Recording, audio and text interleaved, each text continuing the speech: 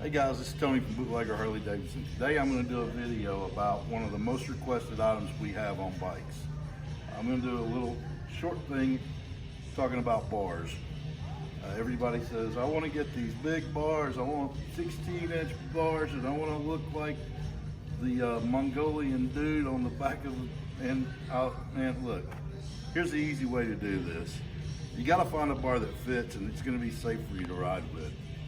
Everybody says, oh, I want this badass looking bar, but I want to show you a few bars here and explain about pullback and explain about bar height and some of the things you can do to save yourself a little money when you look at bars.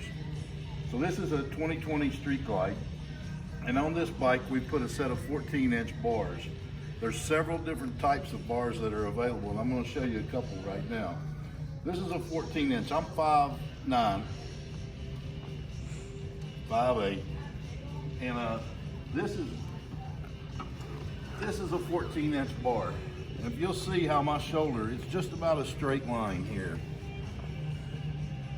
This would be fairly comfortable, but the problem with this bar for me is parking this bike or getting it out of a parking spot. You know, I can ride with this height fairly comfortable, but when I go to back it out of a spot and I turn the bars all the way, I'm losing, if you notice on the clutch, I'm losing reach when I have to get it out of a parking spot, backing it out or backing it in, whichever you prefer. So this bar would be, I would determine to be too tall for me. And also, if you notice the space here on this bat wing fairing, your grips and the controls are a good 3 inches above. This is a 14-inch bar again. If you bring this down to a 12-inch bar, you'll notice the line here. There's a trim piece you can buy for this. And on most all of the 12-inch bars, your levers will almost look like an extension of that. That's where your 12 inches are going to be.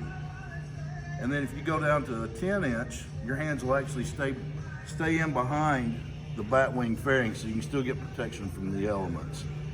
12-inch and below, you don't have to change any cables. You don't have to change any lines or any wiring. You can use the existing wiring. You go above 12 inches, you're going to have to change a few things there, which can be a little bit spendy. But again, if you're 6'1", 6'2", this is a good height for you. Just remember, on 14 inches, your hands are going to be above the fairing. I think this is a prime bar. I believe this is a prime type bar. I've got another bar on this black Street Glide here. This is an LA chopper bar. I'm positive of that. This bar is actually a two-piece bar. It comes apart in the middle. Supposedly it was better for installation, but what we're finding that it's not so much easier to install as the way they advertise it. But if you look, this is a 16-inch bar. Man, this thing puts my hand above my shoulders. If the 14 wouldn't fit me, guess what? The 16 dang sure ain't. But this bar also can move forward and back a little bit as well too, just like the other one can as well. It's not a lot of movement to them, but there's a little bit. If you'll notice on this one has what we call meat hooks on it. And that's a predominant feature of these LA chopper bars. If you'll notice that when we did these bars on this, we did a steel braided cable. It gives it a good, nice appearance on both sides, steel braided lines. So yeah, that's a 16-inch bar. You can see how much further my hand's set above the fairing. If it's what you like, man, that's all good and dandy. We'll get Vern and Dave to get you a set of them for your bike when you come in.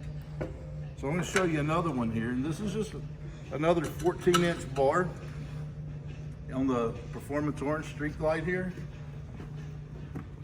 This is just another type of bar. This has got a little bit wider base to it, and we put some different grips on it. Again, this is a 13-inch, so it's gonna fit me a little better, as you can see right here. But it's still a little bit of a challenge for me to operate the controls with that fully turned. So, and you can see on the front right here how much closer this comes to lining up. And if you put that black trim piece that Harley offers on here with the 12-inch and the 13-inch, it starts to look like a nice symmetric extension here. So So you can see how my hand's set up. So if I'm riding and it's cold, I don't have much protection there, with the exception of this bike. We added some heated grips onto it.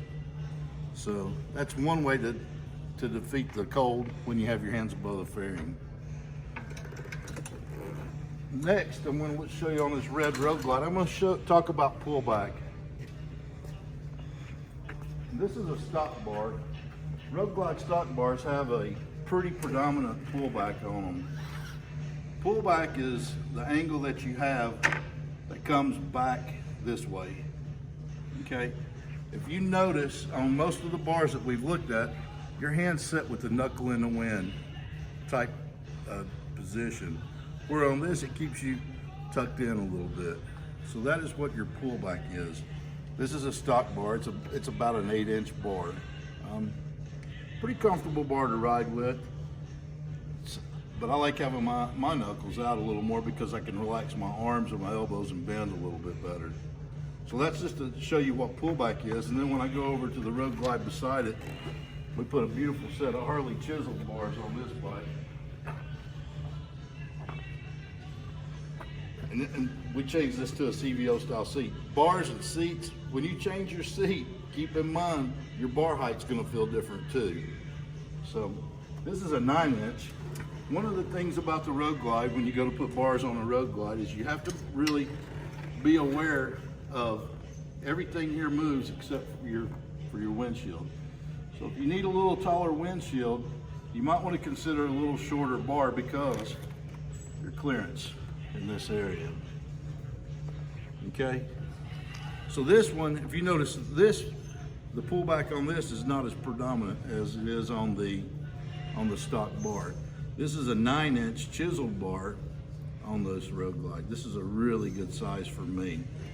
And one thing about the Road Glide is you can adjust it forward and back a lot easier than you can on a street glide. So that was just a little bit about bar and bar heights and things like that on the touring bikes. Everybody always says, well, what height do I want? A lot of things to consider when you look at your seat, at your bar height on all the bikes is going to be your windshield height and what kind of seat you're going to be operating with. But more than anything, you want to make sure you can operate these bikes in a very safe manner. You're talking about an 800-pound motorcycle that you're struggling to hold on to a handlebar with. You want to make sure you can keep a good grip on it. Guys, a lot of things out there you can look at bars. Anything that we can help with, give us a call here at Bootlegger. You can call me 865-617-9463. You can call here at the dealership and talk to Dave or Vern back at the parts counter. And one good thing about it, if you see one of these bikes that's got bars you like on it, come down. We'll make you a great offer on it. That's about it, guys. Come down and see us, 605 Level Road. My name's Tony, and it's Bootlegger Harley Davidson. Thanks again for tuning in.